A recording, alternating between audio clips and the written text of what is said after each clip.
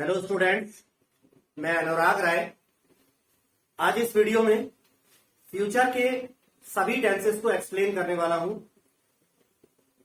अभी कुछ ही दिनों पहले प्रेजेंट के सारे टेंसेस और पास्ट के सारे टेंसेस ऑलरेडी एक्सप्लेन करके उनके वीडियोस जो हैं मैं अपने यूट्यूब चैनल अनुराग राय इंग्लिश ट्यूटर पर ऑलरेडी अपलोड कर चुका हूं। आप जाकर देख सकते हैं, वहां अलग अलग वीडियोस मिलेंगे आपको। एक में प्रेजेंट के सारे टेंसेस को एक्सप्लेन किया गया है, एक में पास्ट के सारे टेंसेस को एक्सप्लेन किया गया है। ये वीडियो हमारा रहेगा फ्यूचर टेंस के लिए। तो फ्यूचर का जो पहला टेंस बनता है वो है, आप देख सकते हैं, सिंपल फ्यूचर, अर्थात जिन वाक्यों में एंड में होगा, होगी, होंगे आदि आता है। यहां पे ये और बता दूं आपको कि इसके अंदर टू बी और टू हैव वर्ब्स आएगी। प्रेजेंट और पास्ट के जब मैंने एक्सप्लेन किए थे, जिसमें सिंपल प्रेजेंट था, सिंपल पास्ट था, तो वहां आप ऑलरेडी देख चुके थे कि सिंपल प्रेजेंट और सिंपल पास्ट में टू बी और टू हैव वर्ब्स का प्रयोग होता है। तो यहां सिंपल फ्यूचर में भी टू बी और टू हैव वर्ब्स का प्रयोग होगा।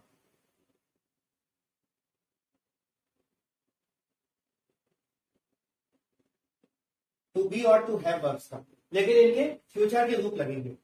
तो इसकी जो वाक्य रचना बनती है वो आप देख सकते हैं। ए लिख रहा हूं मैं अफर्मेटिव के लिए,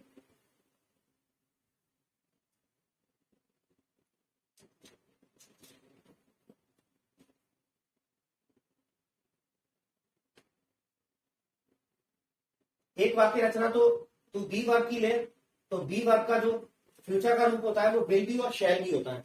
और शैल जो है आधुनिक समय में इंग्लिश में प्रयोग किया नहीं जाता, विल सभी पर्सन के साथ लगता है। तो सब्जेक्ट प्लस विल बी,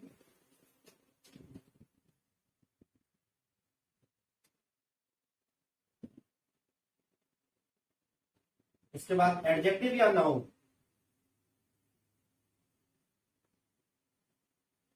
तो एडजेक्टिव हो सकता है या नाउन हो सकता है। एक और वाक्य रचना हम लिख रहे हैं टू हैव की, ये भी अफर्मेटिव में लिख रहे हैं हम।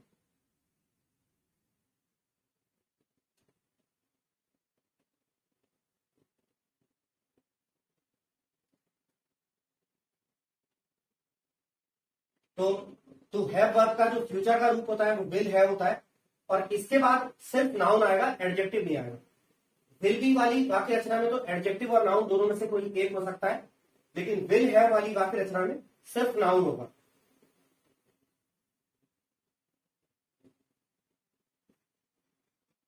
तो चलिए एग्जांपल शुरू करते हैं। बी आपको पता है, ये बी का मतलब होता है होना, खुद में होना, खुद होना या खुद बनना। और हैव का होना अर्थात हमारे पास कोई चीज होना। ठीक है, तो यदि हम एक एग्जांपल लिखते हैं पहली वाली वाक्य रचना का,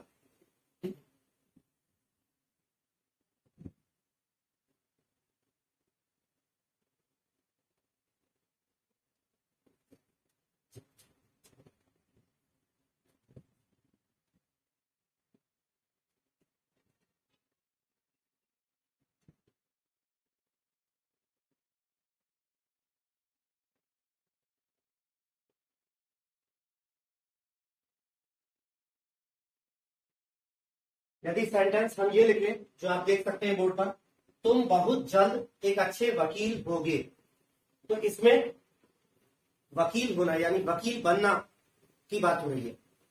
तो बनना की बात हो रही है, तो ये पहली वाली वाक्य रचना बी वाली लगती है। और वकील जो है, वकील मतलब लॉयर या एडवोकेट, कई कई सारे शब्द होते हैं, बैरिस्टर। ठीक है, वैसे लॉयर का प्रयोग किया जाता है। तो यहां पर नाउन आ रहा है और बनना वाली बात हो रही है, तो पहली वाली वाक्य रचना लगेगी, और एडजेक्टिव नहीं है इसमें, नाउन है। तो इस वाक्य रचना से आप उसे कैसे बनाएंगे, यू वाक्य रचना के हिसाब से फिर आप विल भी लेंगे। तुम, तो सब्जेक्ट आपका यू हो गया, यू। फिर वाक्य रचना के हिसाब से आपने विल भी उठा लिया, यू विल बी। अब इसके बाद है एक अच्छे वकील, नाउन। विल बी के बाद नाउन आ रहा है, और नाउन के साथ देखिए, नाउन के साथ एडजेक्टिव भी लगाए, एक अच्छे वकील, एक अच्छे वकील। तो इसके लिए क्या लिखेंगे आप, a good lawyer, you will be a good lawyer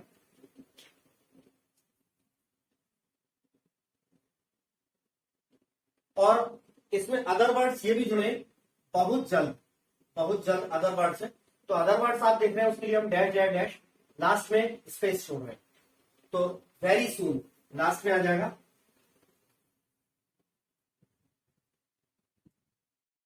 तो आपका सेंटेंस क्या हो गया? You will be a good lawyer very soon.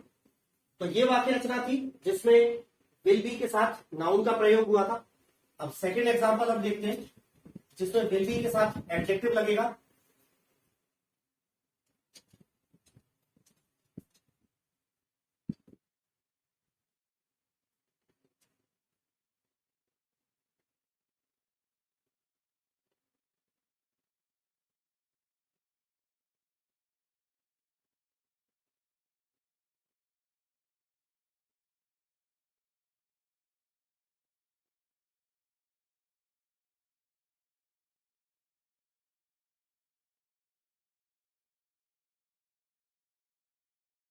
तो अगला एग्जांपल हमने लिखा, पापा यह जानकर बहुत खुश होंगे, बहुत खुश होंगे। तो यहां पे एडजेक्टिव आ गया वेरी हैप्पी।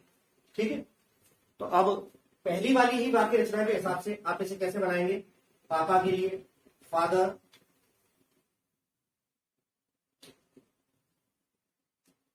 फिर वाक्य रचना के हिसाब से विल बी,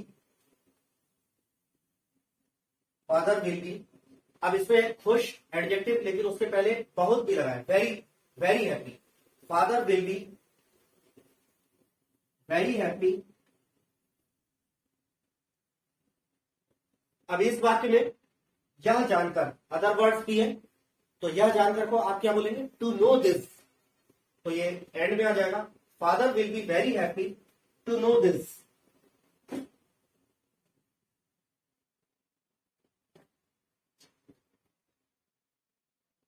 तो आपका सेंटेंस हो गया पूरा, पापा यह जानकर बहुत खुश होंगे, father will be very happy to know this. अब थर्ड एग्जांपल जो है वो हम ले रहे हैं टू हैव वाली जो वर्ब जिसमें रहेगी। तो ये सेकंड वाली जो वाक्य रचना है, सब्जेक्ट, विल, हैव और नाउन। तो इसके लिए हमने एग्जांपल लिखा, थर्ड नंबर आप देख सकते हैं, तुम्हारे पास बहुत सारा पैसा होगा। अब इसमें किसी के पास कोई वस्तु होने का बोल रहे हैं, कुछ बन नहीं रहा है, कोई किसी के पास कुछ है। ठीक है, तो तुम्हारे पास बहुत सारा पैसा होगा, सेकंड वाली वाक्य रचना के हिसाब से बनाना है। तो सब्जेक्ट आप लिखेंगे सबसे पहले यू, फिर वाक्य रचना के हिसाब से आप लेंगे will have, will have, you will have. उसके बाद आएगा नाउन। तो हमने नाउन के साथ एडजेक्टिव भी लगा रखा है, बहुत सारा पैसा। बहुत सारा मतलब अ लॉट ऑफ, और पैसा मतलब मनी। तो आप क्या लिखेंगे? You will have a lot of money.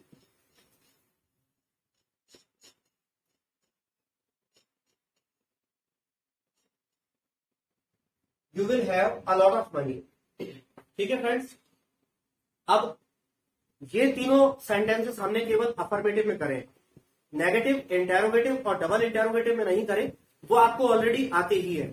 चलिए एक बार आपको मौखिक बता दे रहा हूं, सेंटेंसेस हम बोर्ड पर नहीं लिखेंगे लेकिन आपको आते ही हैं। You will have a lot of money, यहां पर हेल्पिंग वर्ब विल है। यदि इसी सेंटेंस को नेगेटिव बनाना है तो आप विल के बाद नॉट लगा देंगे। You will not have a lot of money, तो आपका सेंटेंस नेगेटिव बन जाएगा। इंटेरोगेटिव यदि इसको बनाना है कि क्या तुम्हारे पास बहुत सारा पैसा होगा, तो आपको पता है सिंगल इंटेरोगेटिव कैसे बनता है।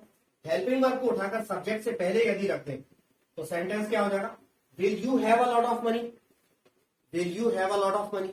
लास्ट में क्वेश्चन मार्क रख दिया जाएगा, मतलब क्या तुम्हारे पास बहुत सारा पैसा होगा। और डबल इंटेरोगेटिव भी आपको बहुत अच्छी तरह से पता है कि कैसे बनता है। सिंगल इंटेरोगेटिव का पूरा सेंटेंस रहेगा, बस उसके पहले स्टार्टिंग में एक क्वेश्चन वर्ड भी लग जाएगा। यदि आपको बनाना हो, इसी सेंटेंस को करना हो कि तुम्हारे पास बहुत सारा पैसा कब होगा, कब, तो आगे व्हेन भी जुड़ जाएगा। हेल्पिंग वर्ब विल आगे आएगी और उस विल से भी पहले व्हेन आ जाएगा। When will you have a lot of money, तुम्हारे पास बहुत सारा पैसा कब होगा। तो दोस्तों ये था पहला वाला टेंस, फ्यूचर का पहला, सिंपल फ्यूचर। अब फ्यूचर का सेकेंड जो टेंस आता है वो है, आप बोर्ड पर देख सकते हैं, फ्यूचर इंडेफिनिट। इसके वाक्यों के अंत में गा, गी, गे आएगा। अब जितने भी आएंगे फ्यूचर इंडेफिनिट ये वाला, इसके आगे फ्यूचर कंटिन्यूअस, फिर फ्यूचर परफेक्ट और फिर फ्यूचर परफेक्ट कंटिन्यूअस, इनमें सब में टू डू वर्ब्स जो है वो आएंगे। तो फ्यूचर इंडेफिनिट का मतलब है, मैंने आपसे पहले भी कहा था कि हर टेंस का नाम उसकी वर्ब पर लागू होता है, क्रिया पर। मतलब भविष्य में कोई क्रिया अनिश्चित होगी तो फ्यूचर इंडेफिनिट टेंस। जैसे मैं कहूं कि यह फिल्म बहुत अच्छी है, मैं इस फिल्म को देखूंगा, यानी भविष्य में कभी देखूंगा, जब मुझे टाइम मिलेगा, या जब वो फिल्म है या मूवी जो है वो रिलीज होगी या टीवी पर आएगी आदि, मैं यह फिल्म देखूंगा। तो जब भी भविष्य में कभी देखूंगा, ठीक है। या फिर और हम कहें कि हम मेला घूमने जाएंगे, तो भविष्य में कभी जाएंगे, जब टाइम मिलेगा तब। तो ये फ्यूचर इंडेफिनिट टेंस। इसके वाक्य जो है अफर्मेटिव में वाक्य रचना होती है इसकी, सब्जेक्ट प्लस विल के साथ वर्ब की फर्स्ट फॉर्म आती है। शैल का प्रयोग करने की आपको जरूरत नहीं है, सभी पर्सन्स के साथ विल जो है वो लग जाता है।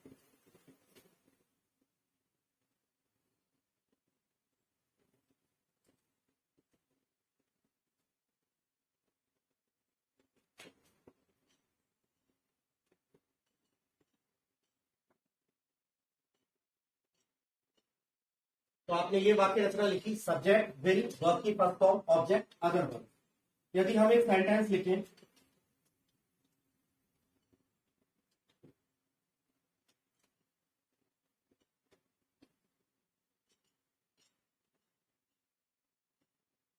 हम यह काम करेंगे,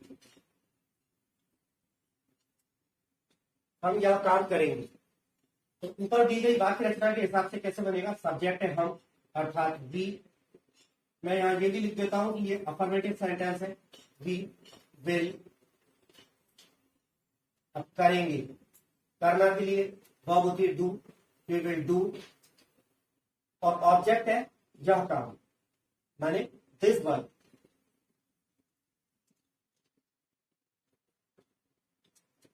we will do this work. यदि हमको इसी को नेगेटिव बनाना है तो हम हेल्पिंग वर्ब विल के बाद नॉट लगा देंगे। We will not do this work.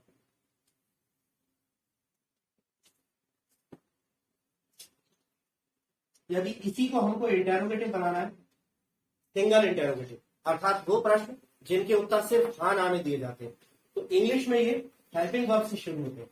तो हेल्पिंग वर्ब विल जो है वो उत्तर आगे आ जाएगी।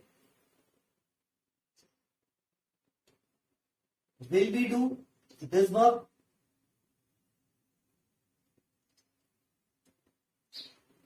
लास्ट में question mark, will be do this verb.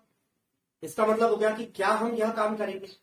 अब सपोज कीजिए डबल इंटेरोगेटिव में ये जो ओरिजिनल सेंटेंस था, हम यह काम करेंगे, यदि इसी में कब जोड़ दिया जाए तो सेंटेंस क्या हो जाएगा? हम यह काम कब करेंगे। तो आपको पता ही है सिंगल इंटेरोगेटिव का पूरा सेंटेंस वैसा का वैसा रहेगा, इस सेंटेंस के आगे क्वेश्चन वर्ड लग जाएगा तो डबल इंटेरोगेटिव हो जाएगा। आई टू, कब के लिए मैं वैन जोड़ दे रहा हूं, वैन। बाकी मैं पूरा इसी सेंटेंस को लिख दूंगा, van will be do this work, van will be do this work, अर्थात हम यह काम कब करेंगे। तो ये था फ्यूचर का सेकंड फ्यूचर इंडेफिनिट टेंस। तो फ्यूचर का जो नेक्स्ट टेंस है वो है फ्यूचर कंटिन्यूअस, अर्थात कोई क्रिया भविष्य में जारी होगी, चल रही होगी। तो इसके वाक्यों के अंत में आता है रहा होगा, रही होगी, रहे होंगे। अर्थात इससे पता चलता है कि कोई क्रिया किसी के द्वारा भविष्य में चल रही होगी। इसकी अफर्मेटिव में जो वाक्य रचना होती है वो होती है सब्जेक्ट, उसके बाद विल बी, क्योंकि ये कंटिन्यूअस है तो वर्ब में आईएनजी आ जाएगी, फिर ऑब्जेक्ट, फिर अदर वर्ड्स। ठीक, तो यदि हम एक सेंटेंस लिखें,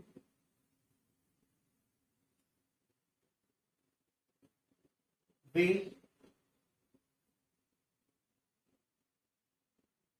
संस्कृत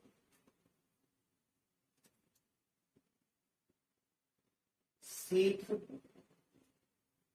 रहे होंगे। यदि हमने ये लिखा वे संस्कृत सीख रहे होंगे, यानी भविष्य में कभी संस्कृत सीखने का उनका काम चल रहा होगा।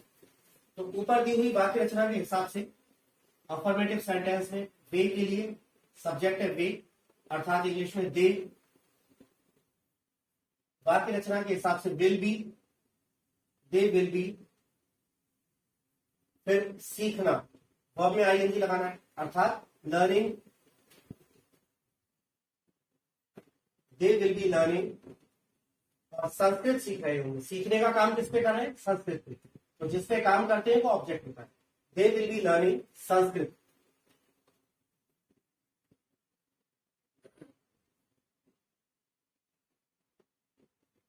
तो वे संस्कृत सीख रहे होंगे, आपका बनेगा they will be learning Sanskrit. अब यदि इसी सेंटेंस को नेगेटिव करना है तो विल के बाद नॉट लगा देंगे आप बस। They will not be learning Sanskrit.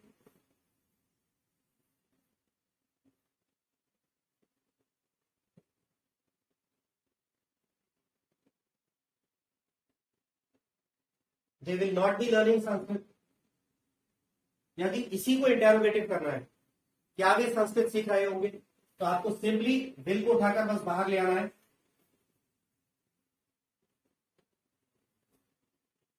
Affirmative वाक्य में ही होता है जो कुछ होता है। अफर्मेटिव के वाक्य में ही हमने विल के बाद नॉट लगाया था तो नेगेटिव बन गया। अब अफर्मेटिव के ही वाक्य में विल को उठाकर बाहर लिख देंगे तो ये इंटेरोगेटिव हो जाएगा। Will they be learning Sanskrit.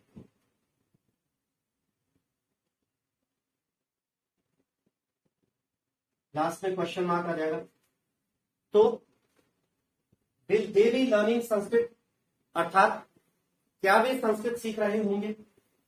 और डबल इंटेरोगेटिव में हम देखिए वे संस्कृत सीख रहे होंगे, यदि हम इसी में क्यों जोड़ दें तो सेंटेंस क्या हो जाएगा? वे संस्कृत क्यों सीख रहे होंगे।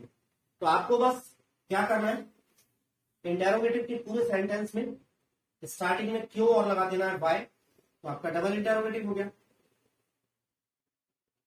Y will they B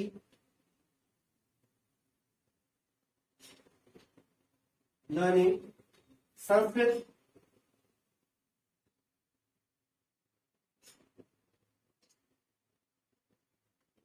Y will they be learning Sanskrit. तो ये आपका डबल इंटेरोगेटिव हो गया। और इसी के साथ हमारा ये वाला फ्यूचर का थर्ड यानी फ्यूचर कंटिन्यूअस टेंस कंप्लीट हो गया।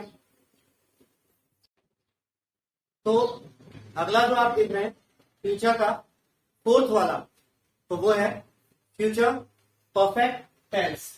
फ्यूचर परफेक्ट मतलब भविष्य में पूर्ण हो जाना। परफेक्ट मतलब पूर्ण या पूरा होना। तो कोई क्रिया भविष्य में पूरी हो चुकी होगी तो ये फ्यूचर परफेक्ट टेंस कहलाता है। इसके वाक्यों के अंत में चुका होगा, चुकी होगी, चुके होंगे आता है। इससे पता चलेगा कि कोई क्रिया भविष्य में पूरी हो गई है।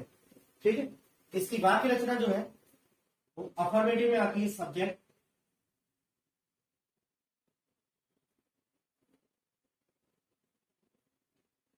प्लस विल हैव के साथ वर्ब की थर्ड फॉर्म आती है, फिर ऑब्जेक्ट और dash dash dash other words कोई हो तो वो आ जाएंगे। अब जैसे हम एक सेंटेंस लिखें,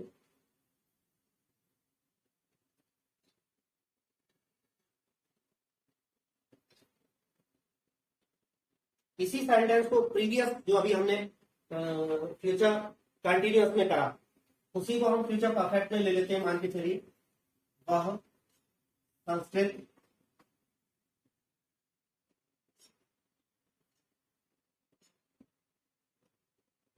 सीख चुका होगा।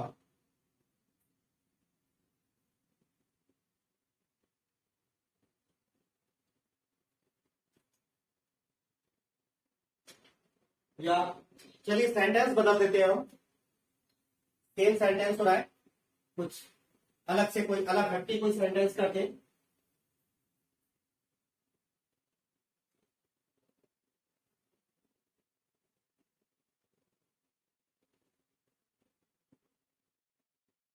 वह परीक्षा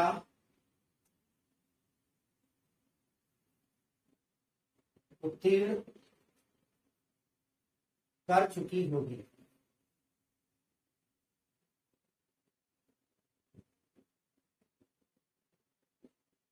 क्या है, एक जैसे ही सेंटेंस को हम बार बार लें थोड़ा सा बोरिंग सा लगता है, तो सेंटेंस चेंज कर दिया हमने, वह परीक्षा उत्तीर्ण कर चुकी होगी। अब ऊपर दी हुई वाक्य रचना अफर्मेटिव की है, उसके हिसाब से क्या होगा, शी विल हैव उत्तीर्ण करना अर्थात पास, शी विल हैव पास्ड, क्योंकि वर्ब की थर्ड फॉर्म चाहिए, she will have passed the exam. ठीक, अब इसी वाक्य को यदि नेगेटिव करना है तो आप कर देंगे, she will not have passed the exam.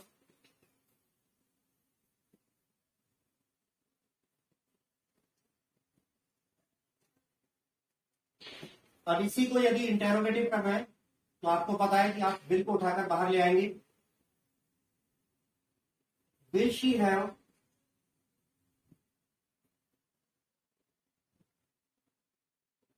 Passed the exam, और question mark, will she have passed the exam अर्थात क्या वह परीक्षा पास कर चुकी होगी। और डबल इंटेरोगेटिव में यदि मान के चलिए हम, ये जो सेंटेंस था वह परीक्षा उत्तीर्ण कर चुकी होगी, इसी में यदि हम अगर कौन सी जोड़ दें, वह कौन सी परीक्षा उत्तीर्ण कर चुकी होगी, तो कौन सी को आपको पता है वर्ड होता है विच। अब विच के तुरंत बाद ऑब्जेक्ट आता है, तो विच के बाद एग्जाम आएगा, वह कौन सी परीक्षा, यहां आप देखें वह कौन सी परीक्षा यानी विच एग्जाम, तो विच एग्जाम, अब एग्जाम यहां नहीं आएगा, विच के तुरंत बाद आएगा, which exam will she have passed.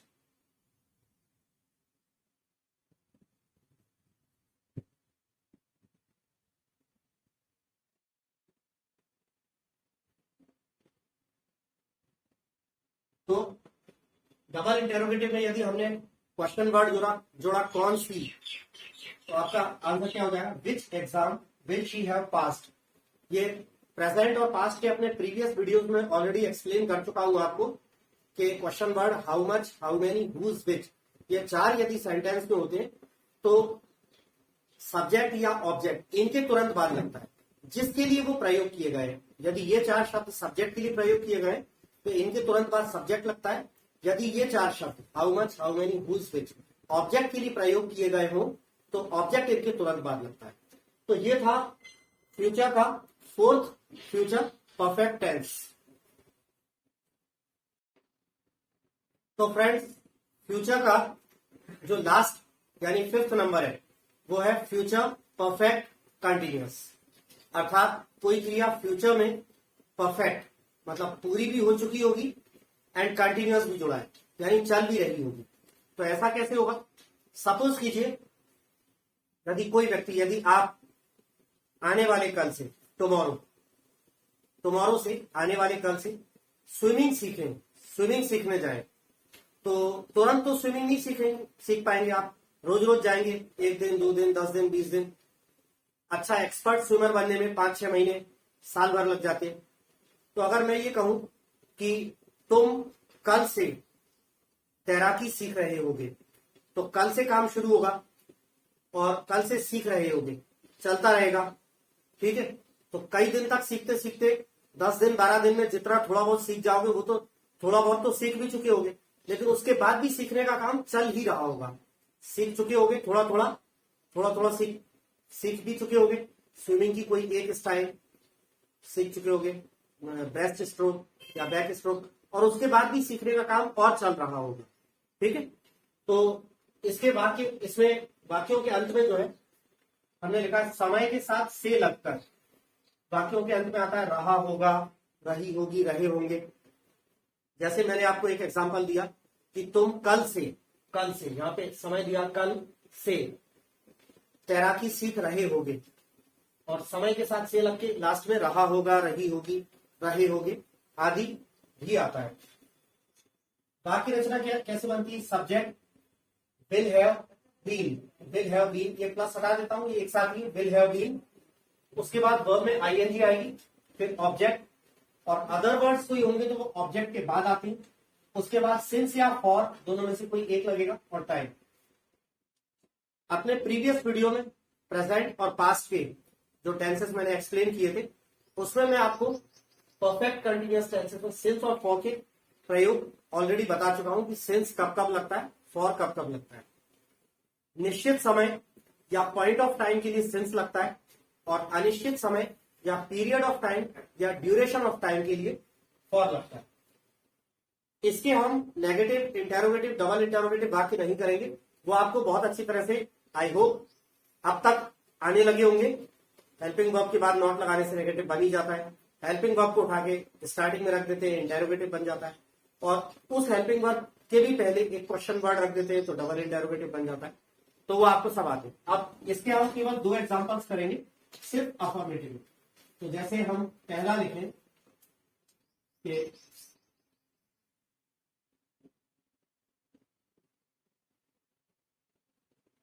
हम कल से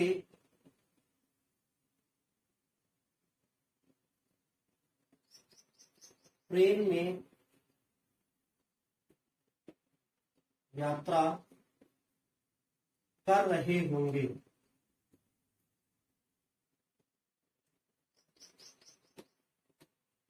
तो सपोज कीजिए कल से हम ट्रेन में यात्रा कर रहे हो और बहुत लंबी जर्नी हो, 2 या 3 दिन की बहुत लंबी जर्नी हो, तो हम कल से ट्रेन में यात्रा कर रहे होंगे। तो कुछ घंटों की यात्रा तो हो भी चुकी होगी, लेकिन उसके बाद भी चल रही होगी, ठीक। तो वाक्य रचना जो दी हुई है उसके हिसाब से कैसे बनेगा? सब्जेक्ट हम, वी, फिर आपको लिखना है will have been, we will have been, फिर आपको विल हैव बीन के बाद लगाना है वर्ब में आईएनजी।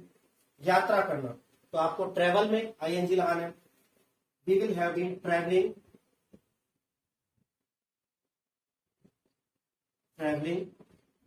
इसमें ऑब्जेक्ट नहीं है, अदर वर्ड्स है। ट्रेन में, in train, we will have been travelling in train, या इन द ट्रेन भी लिख सकते हैं, इन द ट्रेन। अगर नाउन निश्चित होता है तो उसके पहले आर्टिकल द भी आ जाता है, ट्रेवलिंग इन द ट्रेन।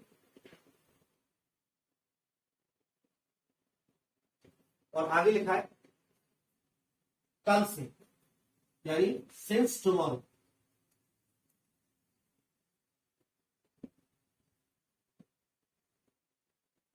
यहां आप एक बात याद रखिएगा, गलती से भी यस्टरडे मत लिख दीजिएगा। यस्टरडे जो है वो पास्ट वाले कल को कहते हैं, ये हमारा फ्यूचर का टेंस है, आने वाले कल की बात है। तो आपका सेंटेंस हो गया we will have been travelling in the train since tomorrow. और एक लास्ट एग्जांपल और हम अगर ले लें कि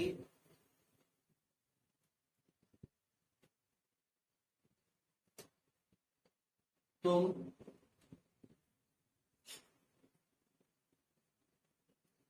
2 घंटे से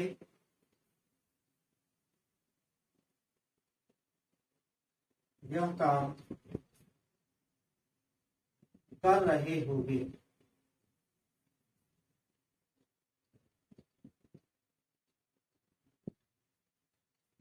तुम 2 घंटे से यह काम कर रहे होगे। अब आप गौर कीजिएगा, फर्स्ट सेंटेंस में मैंने सिंस का प्रयोग किया है, सेकंड सेंटेंस में 2 घंटे लिख दिया, तो ये अनिश्चित समय है, इसमें आपको फॉर का प्रयोग करना होगा।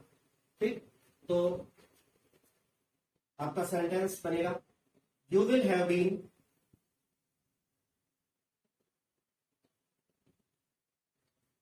सब्जेक्ट आ गया आपका यू, फिर आपने लिखा विल हैव बीन, उसके बाद आपको वर्ब में आईएनजी लगाना है।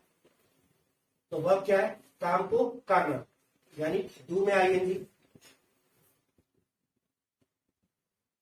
You will have been doing.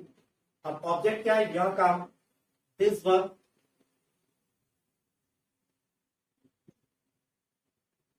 और एंड में समय दिया है 2 घंटे से, तो अनिश्चित समय तो आप फॉर लगाएंगे, फॉर 2 आवर्स, फॉर 2 आवर्स।